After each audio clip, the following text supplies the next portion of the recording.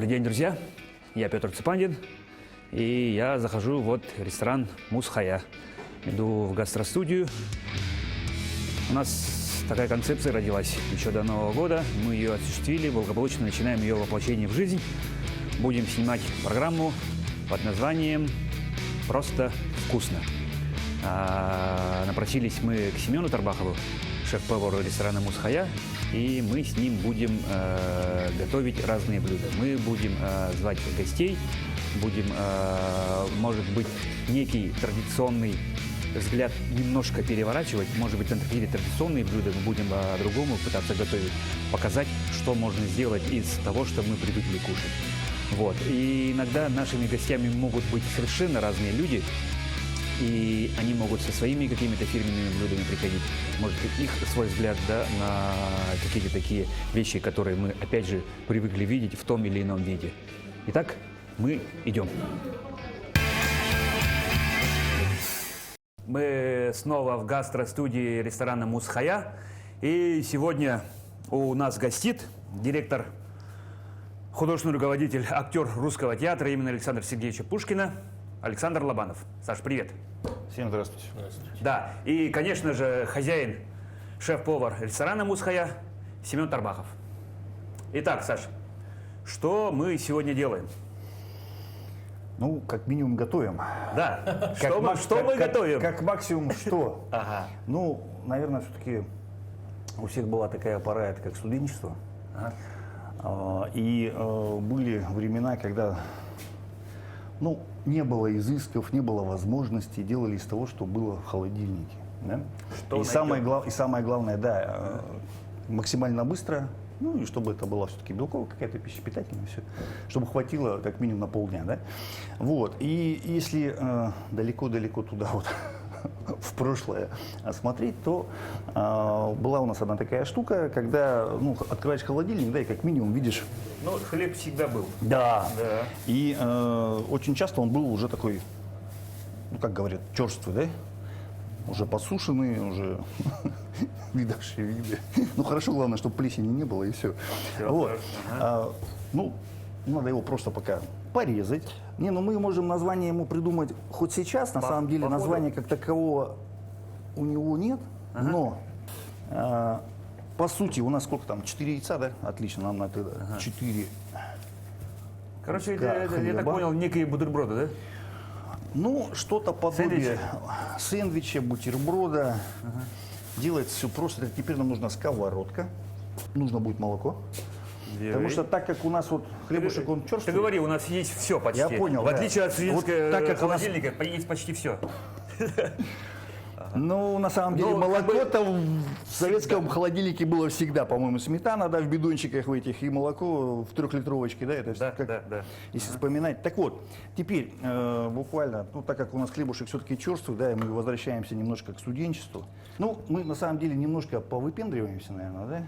Пока прогреют. Да, ладно. Побольше огонь поставим. Все делается очень просто и легко. Как ты считаешь, вообще же считается, что есть там русская кухня, европейская кухня, итальянская кухня? Как ты считаешь, есть какое-то различие? Это, знаешь, как ресторан, столовую назовешь, такая и кухня будет на самом деле. Нет, а вот это какой кухня?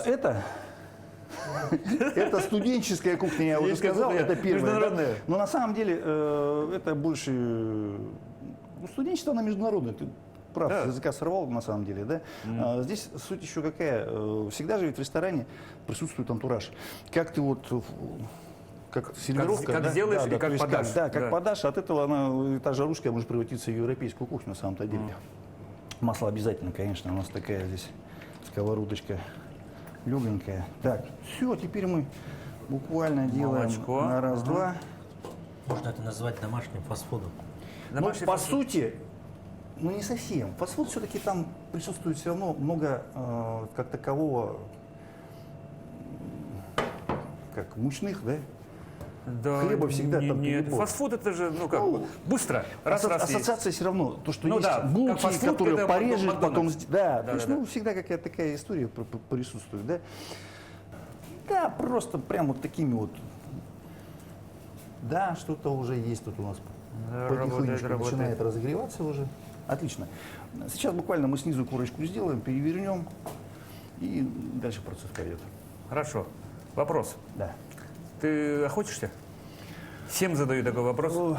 Ну и понятно, с чем это связано. Все-таки мы Да-да-да. в Якутии живем. Понятно, то, что здесь через одного, может быть, каждый. Ну, дальше будет понятно, почему такое отступление сделал. Охотник, либо друзья охотники. У меня слишком близких друзей охотников на сегодняшний момент просто нет. В связи с этим, я честно скажу, если бы у друзья такие были закадычные, что раз взяли, поехали, нет вопросов. А если брать, опять же, ну вот сейчас мы заговоримся, у нас... Ага, давай. Не, можно еще. Вот. И если бы друзья были действительно закадычные такие, чтобы охотники, наверное, я бы и охотился сейчас. Да, а в свое время я, наверное, последний раз это с отцом еще, когда я уж... Слушайте, ну это, наверное, еще до 2000-х было. Ну, Вот давно. Это мой последний опыт. Ну, рыбачишь? Рыбалка, да. Рыбалка, да. Касается рыбалки, А дома вы какую кухню?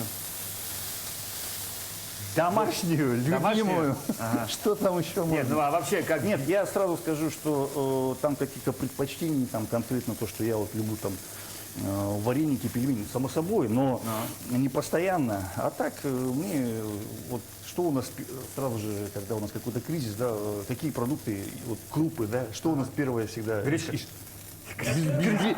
Нет, доширак это опять к студенчеству возвращаемся. Да, Давайте у нас сегодня дома студенчество кто много, дошираки? да, уже. Да, ребята, у нас сейчас подгорать будет. Ну, понятно, потому что на молоке. Может, это лопаточку другую, какая-то да? мало неудобно. Ага. Она. Деревянную. Вот лежит. Ну или вот, ага. Так, сюда бы, наверное, еще масло. Сильно мы разогрели, ее поменьше бы сделать, наверное. Все, ага. Потому что у нас еще вторая партия должна пойти. Все. Так, а сейчас у нас другая история. Давай сразу же яйца. Так, я сюда же кидаю все, да, или как? Давай. Так. У нас можно все. Простой процесс, да? Яйцо пошло. О, это реально же как? Хачапури. Ну, по сути, Вот. Как хачапури. И сейчас буквально, Лодочка. на самом деле, буквально чуть-чуть, вот она сейчас так примется, вот беленькая станет, да? Не, пока не надо ничего. Вот. И берем мы сыр, и сыром накрываем это все, и все. И это у нас первая партия. Кто хочет попробовать потом к нам? Да, нет, ну мы потом Посолить, обязательно это будем пробовать. Можно, Обязательно но будем. так, чтобы не сильно, а то тоже можно переборщить. Это перец? Это перец обычный. Судя по... Хорошо. ходящему Смотри, моменту. ты не охотишься, но как относишься к дичи? Да нормально, абсолютно. Да? Я, в принципе, всеядный, честно скажу. Периодически с севера откуда-нибудь привозят то сахатину, то еще. Ну, это как бы нормально абсолютно. Хорошо. Тогда вопрос. Топ-3 твоих именно из дичи. Ого. Я потом скажу свое. А ну, что бы ты съел, если бы сказали бы, вот все, что есть, да, например, ну, в Якутии то, что, например, водится. Ну, или даже не в Якутии, именно Ну, дичь. не до такого, что прям такие изыски там что-то вот. Не, ну, я не, понимаю, не, то, что не есть изыски. какие-то моменты Какое, там ну, совсем- допустим, какое мясо? Я очень люблю, когда правильно приготовят зайца. Вот Прямо? именно когда правильно, то есть Хорошо. вот когда вымочено, все как положено, потому что ну, реально просто Именно пока ты и- все не обладаешь, и эти косточки, ты его не оставишь. Это однозначно, да? Ага. Так. И сахатина, ну она в любом случае это для бульона, ну песня на самом деле. Да. То есть, Осеннее. вот. Вот. Потом я сильно не привык вот так, чтобы все мясо. Ну вот реально там птица, там все это, гусь, это тоже хорошо. Всегда было причем. Утка, ну понятно. Вот, ну есть какие-то вещи, которые не нужно на камеру говорить, но есть вещи, которые, ну понятно, да, то, что всяко на охоте много чего попадается, поэтому я вот то, что выше сказал уже, вот это вот на этом мы остановимся. Вот. А еще, по-моему, ничего круче строганины, да, ну, либо печень, понятно, либо, ну, рыба это. По-моему, это наше все. Да, наша про рыба Эгирку это уже понятно. самая да? вкусная рыба да, в мире. то, что у меня вот как бы в памяти в свое время Я думаю, можно быстренько сейчас сыром и все, иначе у нас сейчас все сгорит. Буквально с вилочкой. Главное, вернись, на чем остановился. Да, я сейчас вернусь, все сделаю. Возвращаясь к разговору, да? Да, буквально, и будем снимать это все.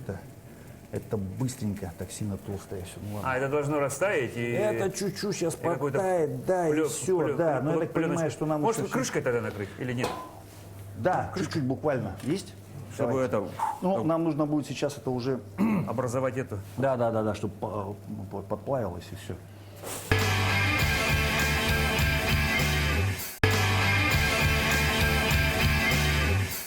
Так вот, возвращаясь к разговору. индигирке, да, и к строганине, просто у меня был как бы опыт, да, это в эпоху театрально-концертного агентства «Браво», которое работало еще, будучи, когда директор театра был Иван Иванович Подоницын.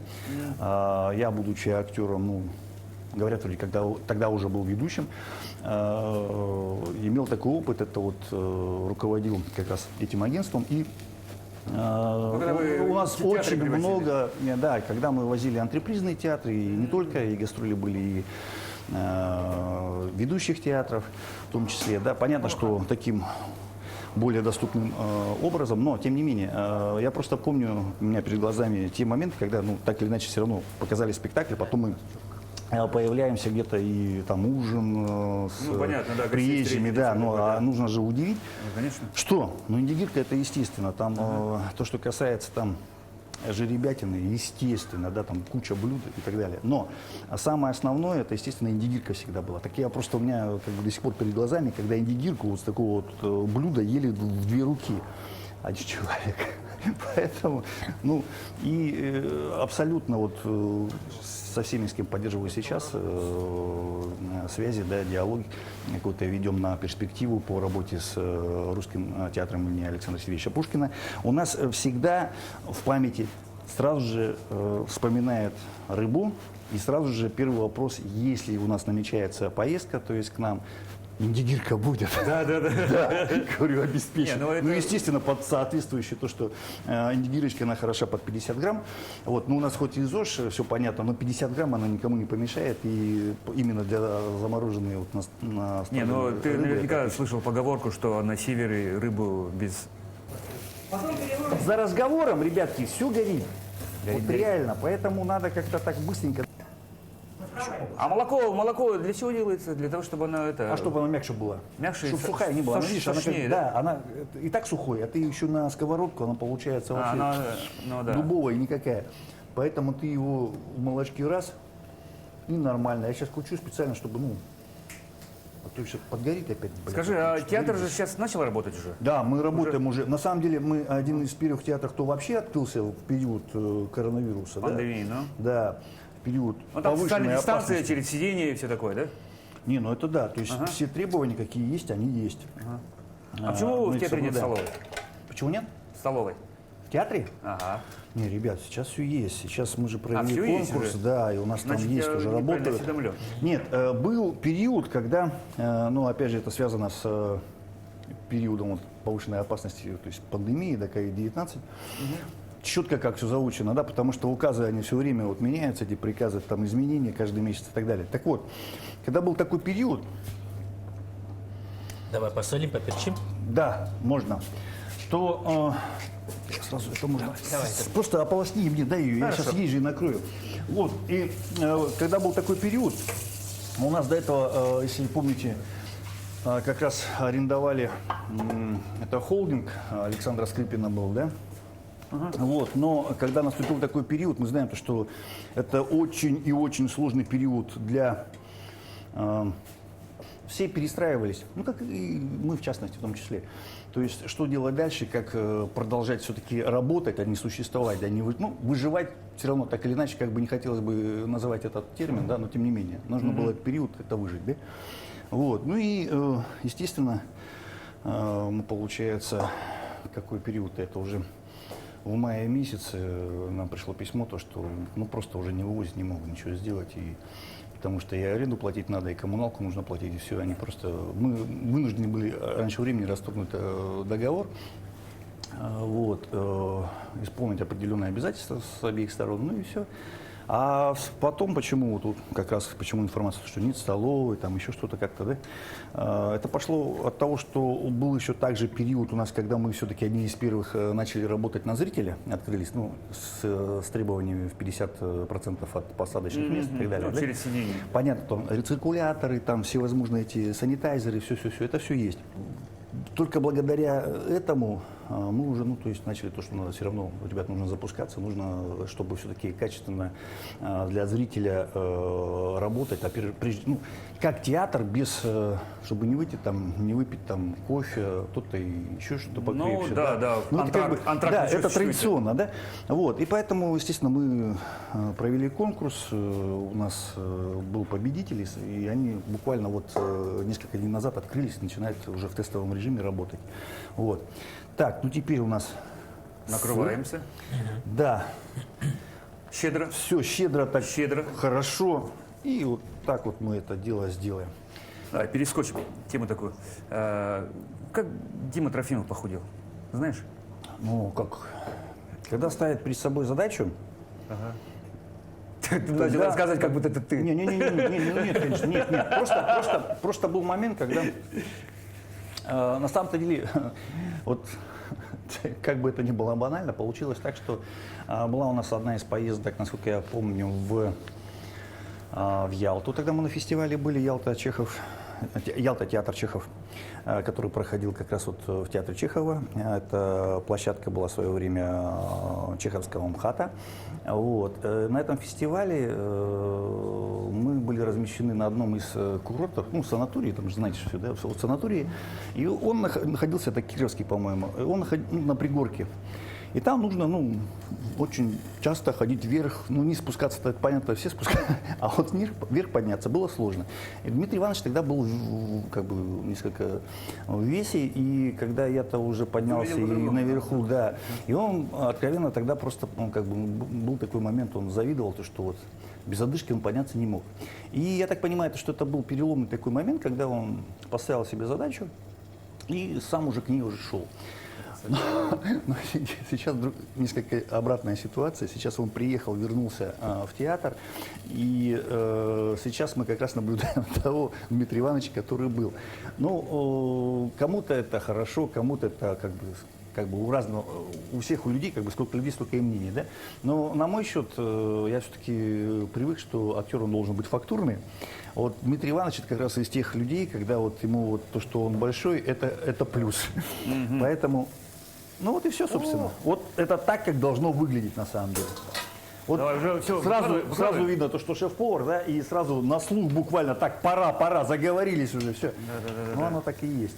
Даже по внешнему. Видишь, Уже на звук восприятия, я так понимаю, что у нас сейчас будет доборочка, и мы чем-то еще красивым это все дополним, да? Да. Все вот как раз как оно должно выглядеть на самом деле. Давай здесь обратно положим. Оно, в принципе, как раз Добавим мы огня, и используем. прям с таким же маром мы сейчас что-нибудь так, и мы добавим. что, гренки, безотходные Я гренки. думаю, это все мы сейчас просто так же можно в молочке, также, если при охоте можно еще и в яйце это. То есть, и это все у нас тоже пойдет. Слушай, ты сам, ну вот, Дима, поговорили, да, ты сам что любишь кушать? Ну, любимое блюдо, например. Вот все, что было в студенчестве, я только... Ну, самое любимое блюдо какое тебе? Самое любимое. Ну, я говорил то, что я люблю зайца, кролика, это вот мое. Ну, значит, дичь все-таки. Это супер. Ну, не всегда. Я не так, это будет не совсем правда, то, что я вот прямо вот дичь у меня на столе просто. Нет. Все-таки, опять же, возвращаясь к вопросу о фактуре, да, актерской, ну, фактура должна оставаться, и как бы плюс-минус он не приемлется здесь. Почему? Потому что есть куча спектаклей в репертуаре, да, и где есть очень много костюмов, на которые пошиты на тебя сегодня и сейчас, который какой-то есть, да, и ты должен сохранить в любом случае свою фактуру, то есть размер и так далее. А все время там швейники что-то перешивали, там как-то что-то делали, штопали, там добавляли, это не совсем правильно будет. Поэтому нужно все-таки поддерживать, держать себя в тонусе и, соответственно, тоже смотреть, что ты ешь и сколько ты ешь. Ну, это... Сейчас, по-моему, все на ЗОЖ просто как... Да, ну, все правильное питание, все такое, да. Ну, я, например, свой рацион вообще не поменял. Твоя семья во время пандемии что-нибудь поменялась в рационе? Как питались вообще? Да так же нормально питались. Просто единственное, что у нас в первые дни, именно в условиях пандемии, был ажиотаж, что а вдруг у нас продукты пропадут. Ну, или да, еще да, что-то. да, все Ну, в пошли, какой-то момент это оптовки побежали, не так ну. долго было, да, но это было. Я помню, Было? просто Было? когда Было. пришел просто купить там, я не знаю, там за кефиром, а мне навстречу там чуть ли не семьями с большими этими корзинами доверху набитыми. Это все было. Мы сейчас обжариваем гренки, остаток получается мякиш. Сейчас его подрумяним более-менее, как говорится, помощнее.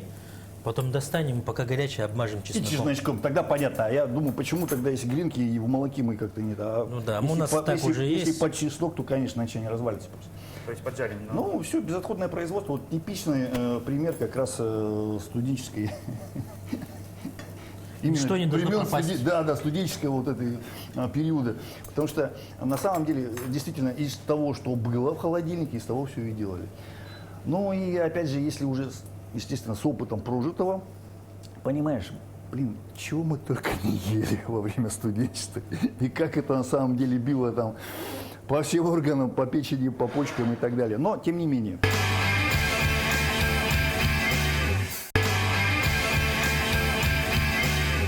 Тогда главный вопрос был, чтобы наесться, и был сыт, и мог, как ну и говорится... ладно. Да, Ну и ладно. да. Пускай, прошли мы это, проехали. Было, да и было. Но в памяти отпечаток остался. Облагородим это все-таки жареным беконом. Ага. Так, это что у нас? Соевый? Это соевый соус у нас, немножко оливкового масла. И сейчас у нас буквально нагреется, и мы его быстренько обжарим. и ты собираешься Как это раз у сюда, нас, да? как раз у нас вот гренки подходят. Нет, гренки, я так понимаю, сейчас они у нас подходят, мы их вытаскиваем и чуть остынут, мы их с чесночком сразу. Да. А здесь что? А здесь мы сейчас обжарим бекон. А здесь бекончик пойдет. Да. Ну, у Он нас как вообще раз там, здесь, ну просто... Тогда нужно будет Не, ну, еще потом как акцент бы, сделать, зелени добавить. положа руку на сердце, это перестает быть студенческим. Да ладно, я же Ну прикалываюсь. мы же компанией собрались, Да. поэтому Не, началось с одного, потом дополнилось. Оказывается, еще вот это есть, типа, да?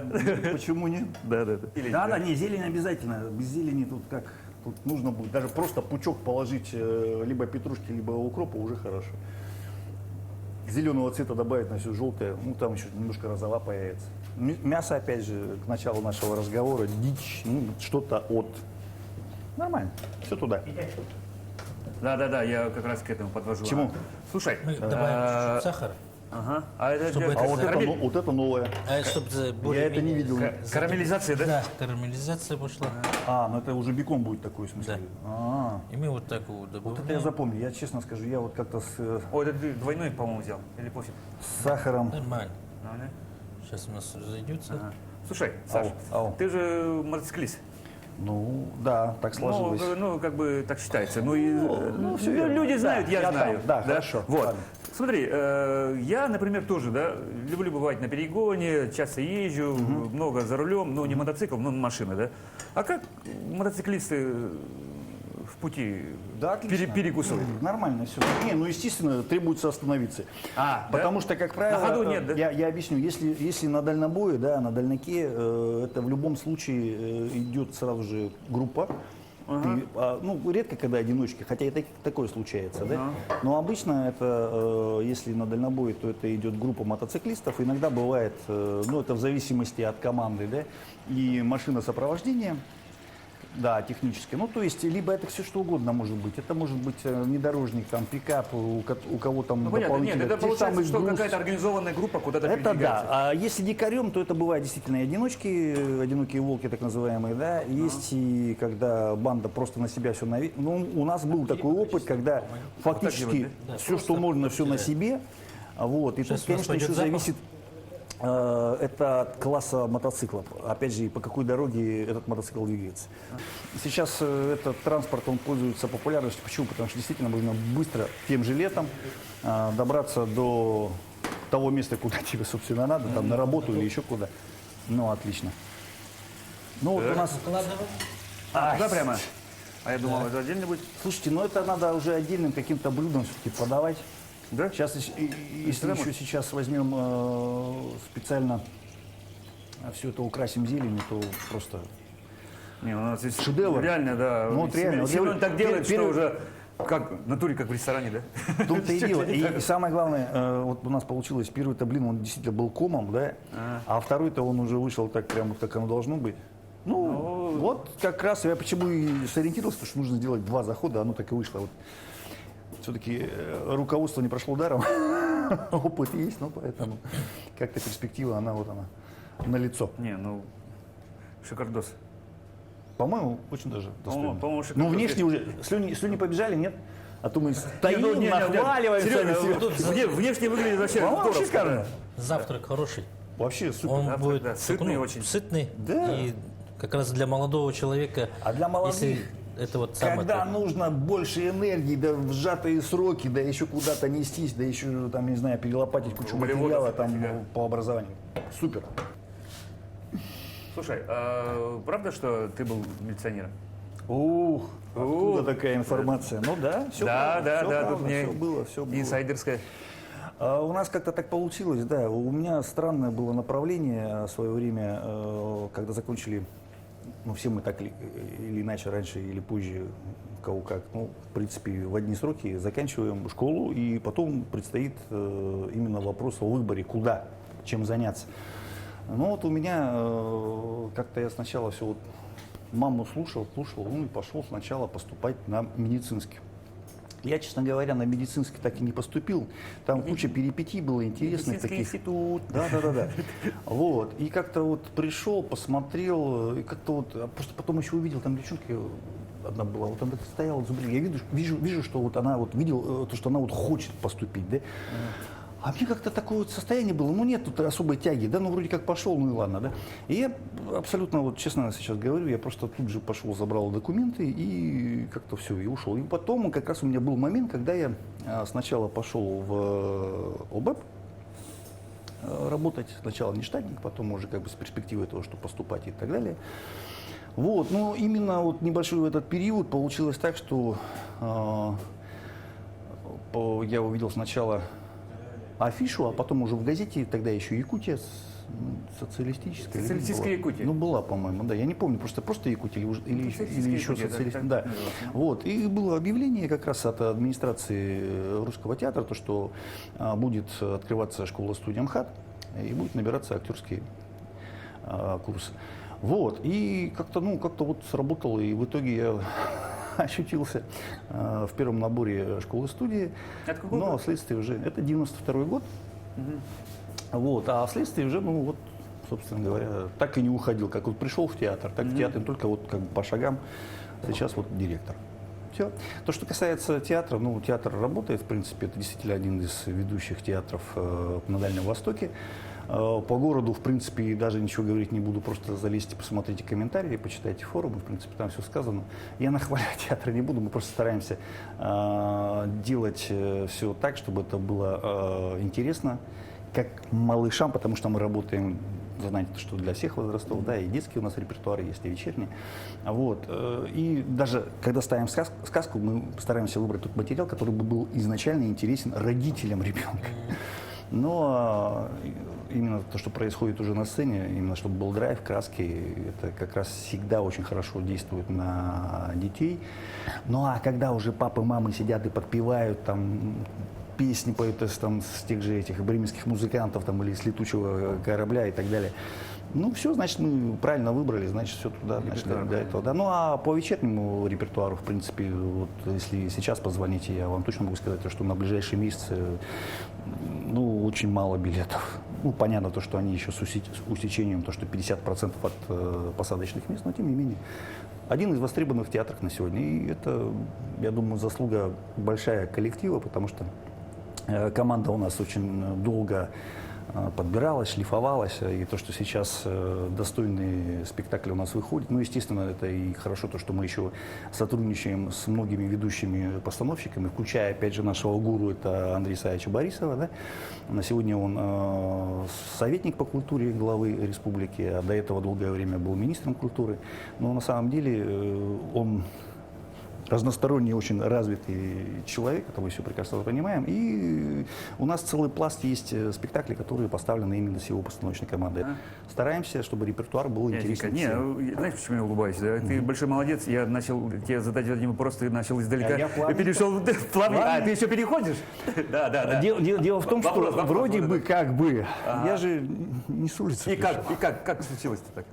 Как случилось, что именно? Ну что, ты милиционером был, нет? Был. Был, да? Был. Почему стал? ну вот Ну, я потому про что это вопрос. я в итоге взял, пересмотрел все полностью. В общем, я выбрал то, что мне было максимально ближе. Хотя изначально у меня было либо вот милиционер, либо вот актерство. Но так как тогда еще у нас Либо институт актерского медицинский. факультета не было, но медицинский был, но вот медицинский вот как-то вот он вроде да, но вроде как нет, больше да так ладно, реверанс ну, мамочки ничего себе. и что-то как-то. Ну, был момент, да, мне что-то нравилось, что-то получалось. До сих пор, говорят, и пальцы длинные, и массаж хорошо делаю, и могу там повлиять, там как-то руками там сделать, и боль снять. Все это есть, да. Но как-то вот ближе мне актерство. Понятно. Слушай, а что в твоей жизни поменялось, ну, когда ты стал директором? Ответственности больше стало. Я же постарался как-то сохранить специальность, потому что мне это нравилось, да. Но я еще... Нет, это всегда так, это, скажем так, это даже не проблема, это веление жизни, да? Ну, у каждого по-своему, просто это кому что ближе и кто к чему предрасположен. Вот, просто у меня была установка, что я хочу заниматься любимым делом, и помимо прочего, я, естественно, еще как-то сумел таки тогда, наверное, еще 3 или 4 места работы было, и, в принципе, да, да, это я к тому, что очень часто задают, то, что вот актеры мало получают, там они плохо там живут, там не хватает на то, на то. Нет, на самом деле, я думаю, что это все зависит сугубо от человека. Если ты захочешь нормально, как говорится, жить, ты все в твоих руках. И тогда мне всего хватало. Первая квартира у меня была приобретена, когда я был, то есть, обыкновенным штатным актером. Я купил квартиру тогда. Почему? Я, опять же, оговорюсь, я в четырех местах работал сразу же. То есть я и преподавал, я и занимался рекламой, телевидением, радио. И, то есть много чего было. Ну, вот, опять же, потом появилось театрально-концертное агентство «Браво», которое тоже как бы было толчком для того, чтобы, наверное, потом вот стать в итоге руководителем театра. Вот и все. Понятно. Ну, это как некая ступенька была, да? Да, скорее всего. Слушай, ну, всегда же есть вещи, которыми, ну, человек сам гордится. Зачем ты гордишься? Ну, в профессиональном плане, ну, что бы ты бы сказал бы, ну, за ты прожитых лет сказал бы, ну, допустим, ну, какое-то такое некое супер достижение русского театра. Ну, я не считаю, не спрашиваю сейчас про какие-то дипломы, про какие-то там... А я на самом деле это все уже сказал вот выше в диалоге своем, всю подноготную фактически выдал.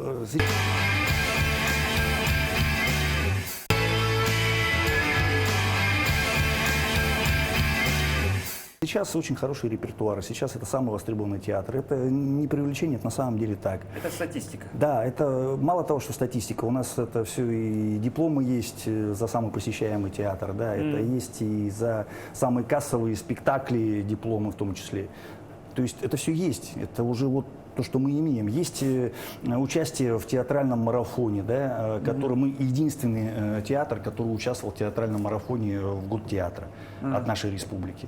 Ну, это тоже как бы о многом о чем говорит. Да, у нас есть серьезные поездки, гастрольная деятельность сейчас по всему Дальнему Востоку. Последний это Чита, Магадан. Сейчас у нас тоже вопрос стоит о поездке в Приморье, да, то есть там будет двусторонние, также по графику гастроли должны состояться. Это Приморский театр молодежи должен приехать к нам сюда в сентябре месяце, вот в этом году. А мы, соответственно, должны появиться во Владивостоке. То есть мы стараемся освоить, показать. И самое главное, чтобы сами еще и учимся чему-то. То есть не так, что вот мы такие гуру и все. Нет. Это же все время, ну как вот сейчас, мы же не стоим на месте, да, мы что-то делаем, мы стараемся придумать какие-то новые проекты, да, с кем-то познакомиться, на перспективу какие-то связи, чтобы что-то там еще что-то новое сделать, правильно? Когда топчешься на месте или просто ждешь манны небесной, ничего никогда не происходит. Это очень редко, когда раз что-то обломилось. Нужно делать шаги вперед, и тогда что будет происходить. Вот, в частности, то, что касается театра, мы всегда стараемся что-то прийти к чему-то новому. В этом году у нас 130-я годовщина театра, кстати, которая будет, да, 6 июня отмечаться, и мы ставим спектакль по материалу, который 1890 года. То есть именно с этой постановки начинался сам театр. Сорванец, А что- это что будет это? русский водевиль. Сорванец, но тогда это не было водевилем, это была просто такая легкая комедийная такая история.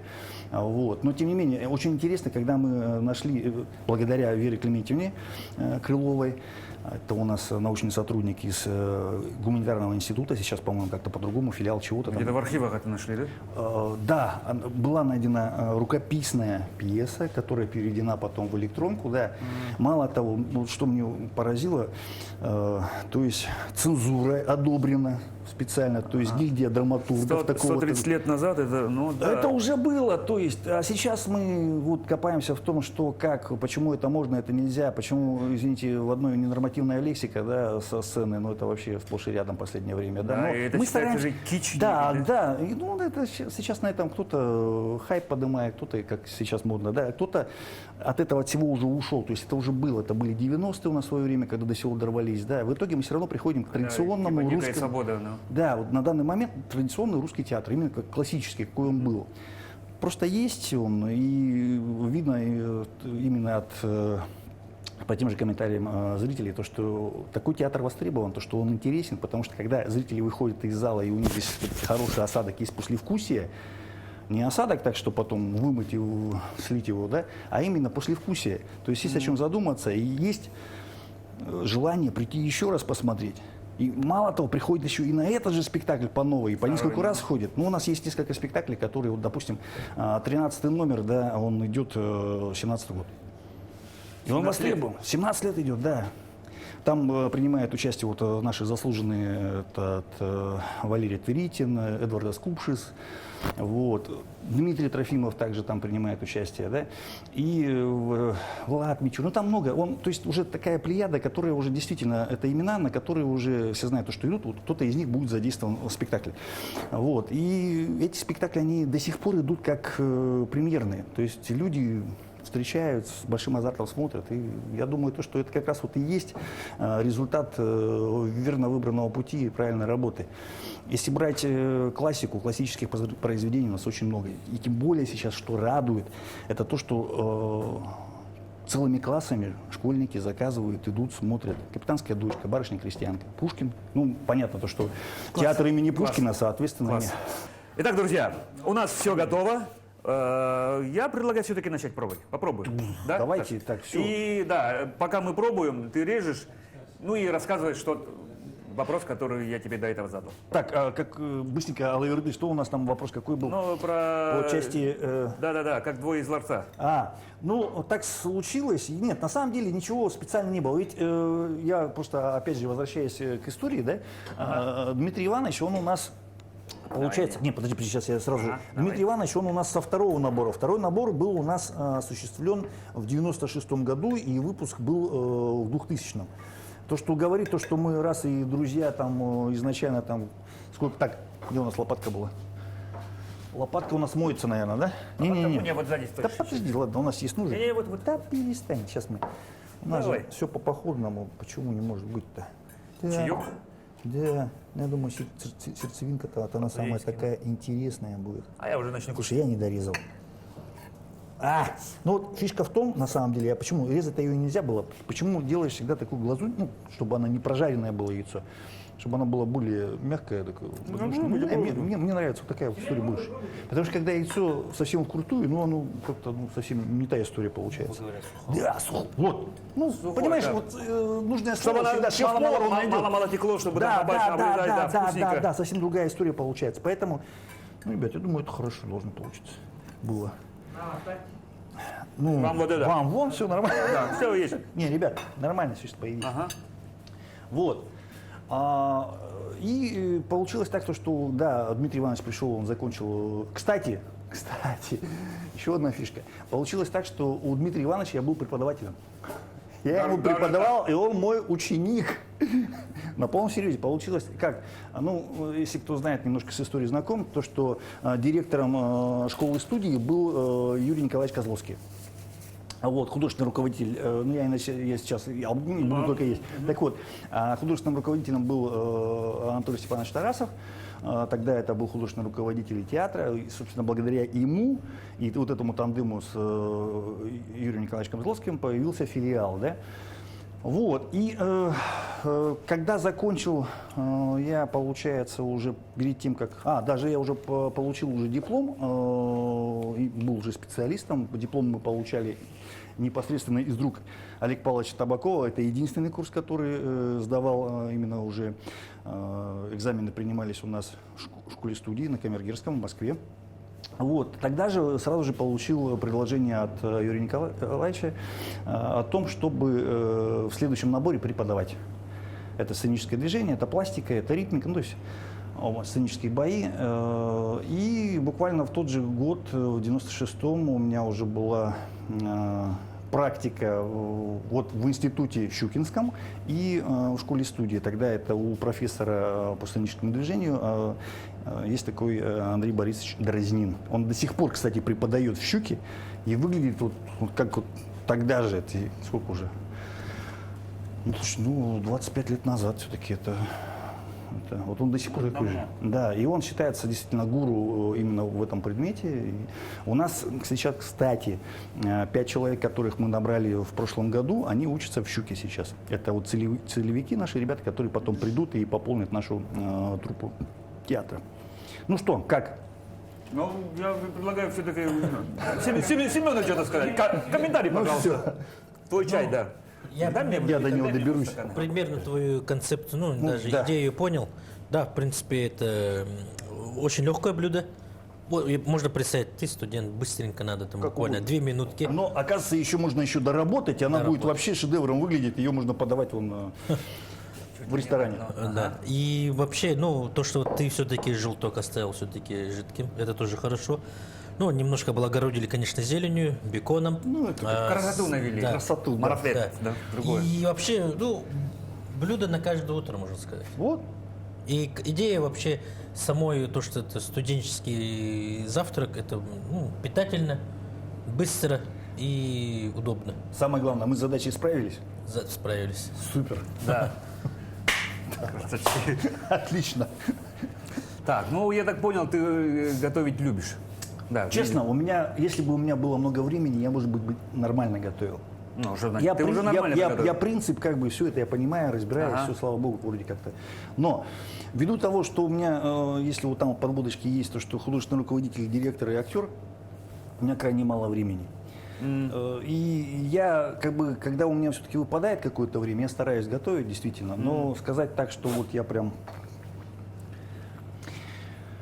вот поэтому приходится приобретать там разного рода приборы, которые помогают для того, чтобы быстрее готовить и так далее. Да, упростить, вот убыстрить. Это есть, не без того. Слушай, я Семену задавал в тот раз вопрос, спрашивал, что самое главное в кухне?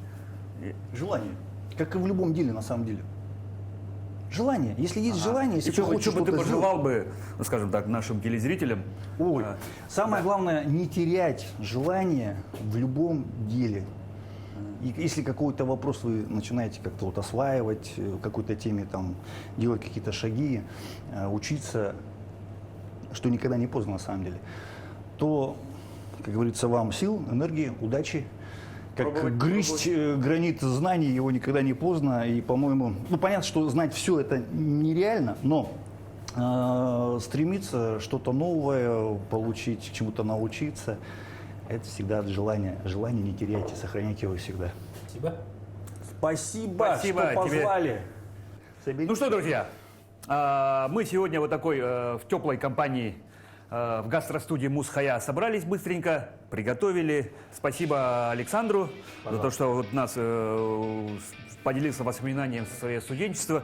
Такое блюдо. Семену за то, что, видите, казалось бы, простые вещи превратить, такое дополнение зимненькое внести. Спасибо, Семен, тебе. А мы прощаемся. И, как говорится, смотрите нас на канале Якутия 24.